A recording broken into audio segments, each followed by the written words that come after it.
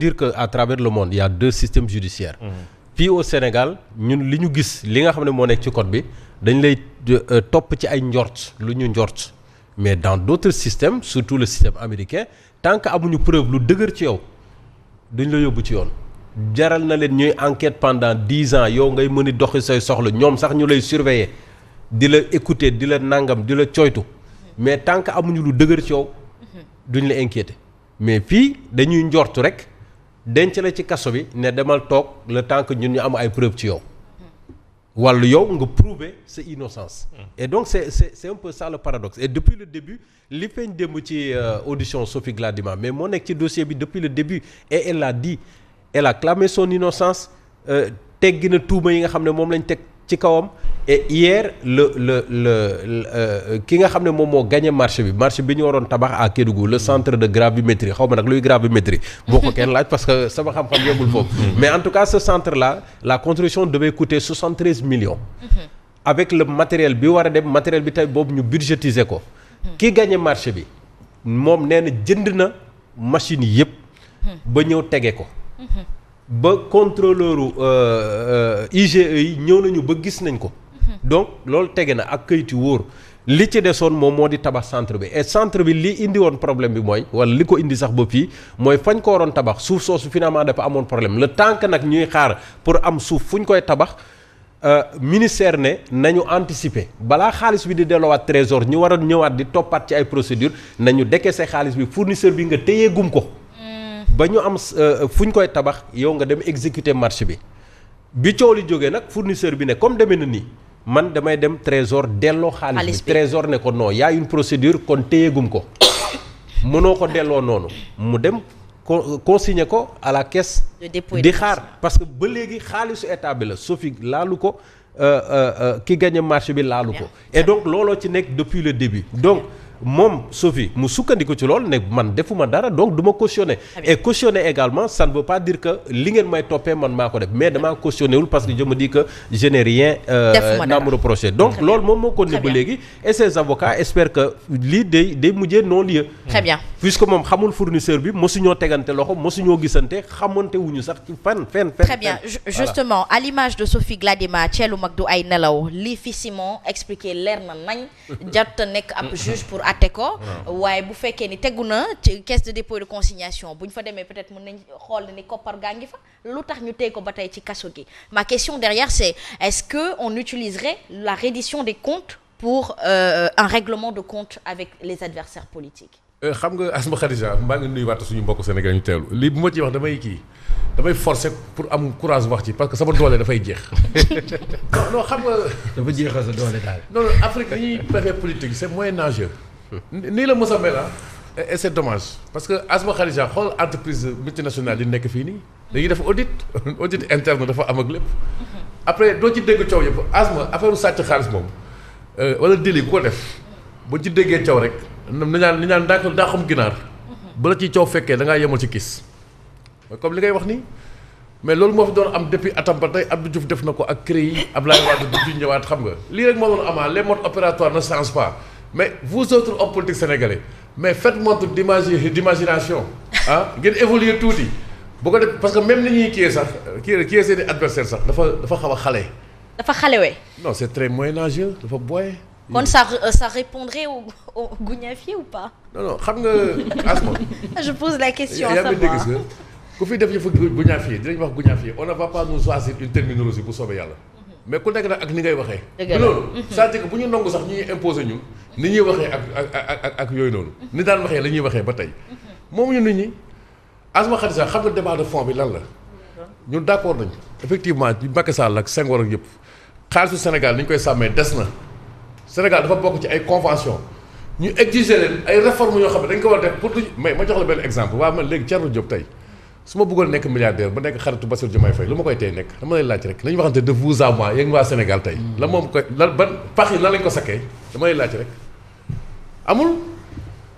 da yaa ngi ni président de la République bu la neexee ñu jox ko cadeau fii nii Amérique président de la République sa nga ko jox cadeau waa Pastef yi li ñuy doxantoo tey nii jasneer yeeg oto yeeg takkum ñaari si noonu du ay signe extérieur de richesse alal bu magam gaa juróom rafetut man ci réforme de fonds yi laa lay woo mais xam nga lu may bañ mooy lii nii xam nga ce sont des écrans de fumée qui nous ont servi pour masquer yaa ma dégg sa leur carence leur incompétence la vraie réalité. Asma Khalisa jël ci secteur Macky Sall affaire mine énergie dafa am xaalis foofu on parle de milliers de milliards. jàpp nañu Samuel Sarr ba pare Samuel Sarr daa ànd ak Arona Dia yow ngay dem di laami soog Arona Dia donc noonu lañ taxaw foofu rek. pourquoi pas Sénélec ak ay sociétés africaines de finance centaines de milliards de dollars boobu tey déggoo ko Sénélec. par exemple kaawu Sénélec bateau turc bi fi nekkoon mais débat de fonds yi la ñu war a soulever. absolument ak cette caisse noire bi doo ko supprimer ëllëg xaar nit bu wàccee bu ko neexee mu ne Bassirou Diomaye Faye moom moo may xaalis loolu ci mën gisoo ko ci Karim Wade ak Abdoulaye Wade bi ñu soolee Karim Wade ba sonn. très bien ñu ne fonds politique kii nu mu tuddati caisse noire bi nga xam ne bàyyam yoroon na ko. très bien. Asma.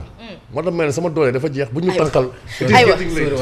sori wata paase xam naa tey daf ma ko may nii rek mais justement si on remonte à l'histoire Mame Mbaye Ndiaye dañuy gis ne ni l'histoire se répète pour un régime qui nous a vendu la rupture. rupture systématique sax la ñu la waxoon ne dañuy jële li fi nekk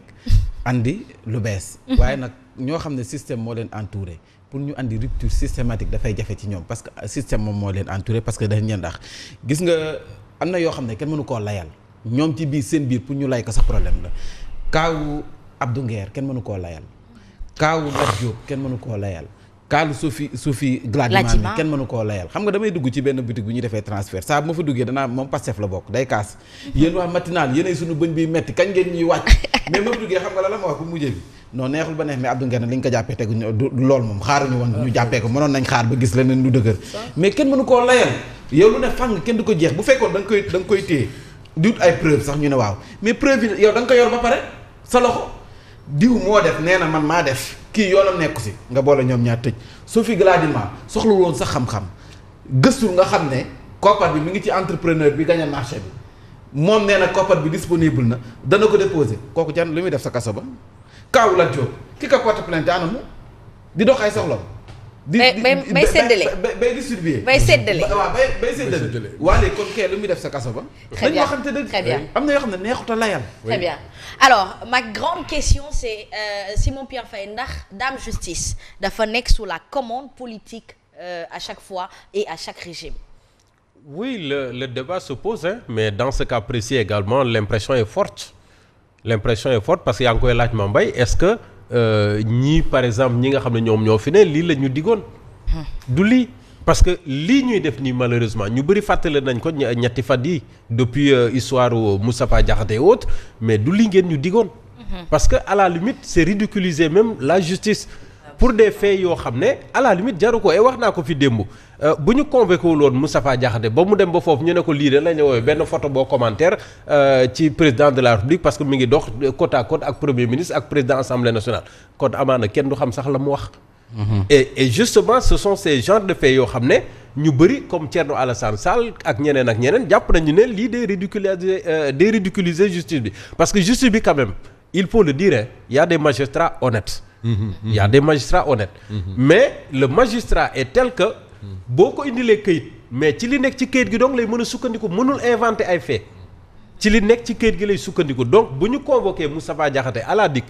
moom dem na boo foofu sax tontuwu leen léegi ñu indil ko dossier bi peut-être que c'est sur la base de li nekk ci këyit gi que la ko defee mandat de dépôt mais moom ci boppam peut-être jarul woon sax mandat de dépôt man démb bopp bi ma déggee ne yóbbu nañ ko kaaf ba mu nga toog di xaar je me suis dit intérieurement au fond de moi que Moustapha Diakhaté day jóge fii ñibbi këram malheureusement j'ai été surpris bi ma déggee ne mandat de dépôt nañ ko. loolu moo tax ñu bëri di laaj ndax nag lii mbir mi dañ nekk di utiliser justice pour faj seen ay soxla rey seen ay adversaires politiques. d'autant kenn nekk Macky Sall defee woon ak ñoom. d'autant plus que am na ku fi taxaw ne dinaa leen effacer. comme ni Macky Sall waxoon ne je vais réduire l'opposition à sa plus simple expression. et yow nga ko doon critiquer démb tey ngay ñëw di def à la limite pire que li nga doon critiquer yow. Farba Ngom dafa feebar. oui dugal demande de liberté provisoire ñu bañal ko ci li ay mbokkam wax. et le cas de Farba Ngom nuroo na cas yu bëri yoo xam ne ñu ngi fii mooy li ma doon wax sànq dañuy njort dara ci yow ñu denc la ci kaso bi di enquête gën a xóotal pour seet lu ñu lay takkal. loolu mooy paradoxe justice Sénégal. Aïwa, l'article 80. Alors, cet article, Nanko, je vous vois me regarder. Cette loi qui semble servir justement à l'actuel pouvoir de bazooka pour effacer simplement les adversaires politiques. Entre la reddition des comptes et l'article 80-254, est-ce qu'on pourra supprimer cette loi comme promis? en tout cas day ruslu na si ñoom bu nekkee dañuy utiliser article 80 parce que comment il s'appelle encore ça Ousmane Sonko vraiment c'est que gars yi dal lay non vraiment non c'est terrible quoi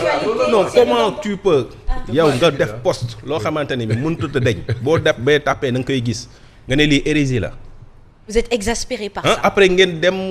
nekk dialogue national ngeen koy défendre di ko utiliser